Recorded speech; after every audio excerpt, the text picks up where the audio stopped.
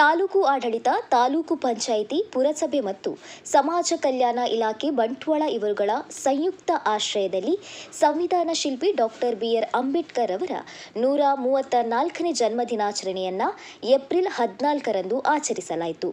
Doctor B R. Ambedkar ಭವನ, PC ರೋಡಿನಲ್ಲಿ ನಡೆದ ಈ ಕಾರ್ಯಕ್ರಮದಲ್ಲಿ ಮೊದಲಿಗೆ ಸಂವಿಧಾನದ ಪೀಠಿಕೆ ವಾಚಿಸಿ ಪ್ರಮಾಣ ವಚನ ಸ್ವೀಕರಿಸಲಾಯಿತು. ಬಳಿಕ ದೀಪ ಬೆಳಗಿ ಡಾಕ್ಟರ್ ಬಿ.ಆರ್. ಅಂಬೇಡ್ಕರ್ ಅವರ ಭಾವಚಿತ್ರಕ್ಕೆ ಪುಷ್ಪಾರ್ಚನೆಯನ್ನ ಮಾಡಿ ಗೌರವ ಸಲ್ಲಿಸಲಾಯಿತು.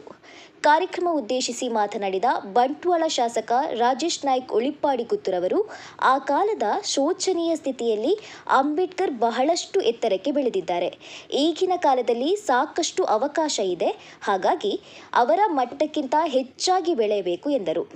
ಈ ಸಂದರ್ಭದಲ್ಲಿ ಬಂಟ್ವಾಳ ಪುರಸಭೆ ಅಧ್ಯಕ್ಷರಾದ ವಾಸು ಪೂಜಾರಿ, ಬಂಟ್ವಾಳ ನಗರಾಭಿವೃದ್ಧಿ ಯೋಜನಾ ಪ್ರಾಧಿಕಾರ ಅಧ್ಯಕ್ಷರಾದ ಬೇಬಿ ಕುಂದರ್, ಬಂಟ್ವಾಳ ಗ್ಯಾರಂಟಿ ಯೋಜನೆ ಅನುಷ್ಠಾನ ಪ್ರಾಧಿಕಾರ ಅಧ್ಯಕ್ಷರಾದ ಜಯಂತಿ ಪೂಜಾರಿ, ಬಂಟ್ವಾಳ ತಹಶೀಲ್ದಾರರು ಅರ್ಚನಾ ಭಟ್, ಬಂಟ್ವಾಳ ತಾಲೂಕು ಪಂಚಾಯತ್ ಕಾರ್ಯನಿರ್ವಾಹಕ ಅಧಿಕಾರಿ ಸಚಿನ್ ಕುಮಾರ್ ಕೆಜಿಎಸ್, ಬಂಟ್ವಾಳ ತಾಲೂಕು ಸಮಾಜ ಕಲ್ಯಾಣ ಇಲಾಖೆಯ ಸಹಾಯಕ ನಿರ್ದೇಶಕರಾದ ಸುನೀತಾ ಕುಮಾರಿ, ಬಂಟ್ವಾಳ ಪುರಸಭೆ ಮುಖ್ಯ ಅಧಿಕಾರಿ ರೇಖಾ ಜೆ ಶೆಟ್ಟಿ ಸೇರಿದಂತೆ ಇನ್ನೂ ಅನೇಕರು ಉಪಸ್ಥಿತರಿದ್ದರು.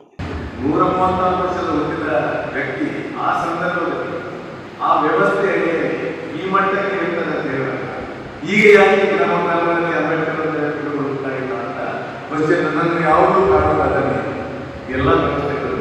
ಯಾಕಂದರೆ ಆಗ ಗುಣಶ್ರೀ ಅವರು ಮಾತಾಡಿ ಒಂದು ನಾನು ವಿಷಯವನ್ನು ನಾನು ಅವರ ಹೇಳಿದ್ರು ಪ್ರಮಾಣ ಪುರುಷರು, ಖಂಡಿತವನ್ನು ಪ್ರಮಾಣ ಪುರುಷರಾಗಿರು, ಎಲ್ಲರಿಗೂ ಪ್ರಮಾಣ ಪುರುಷರಾಗಲಿಕ್ಕೆ ಆಗಲಿಲ್ಲ. ಒಂದು ಕೋಟಿಯಲ್ಲಿ ಅವರು ಮಾತ್ರ ಪ್ರಮಾಣ ಪುರುಷರಾಗಿರ್ತಾರೆ. ಅದರಿಂದ ಅಂಬೇಡ್ಕರ್ ಅವರು ಪ್ರಮಾಣ ಪುರುಷರಾಗಿರ್ಬೇಕು. ಅದಕ್ಕೆ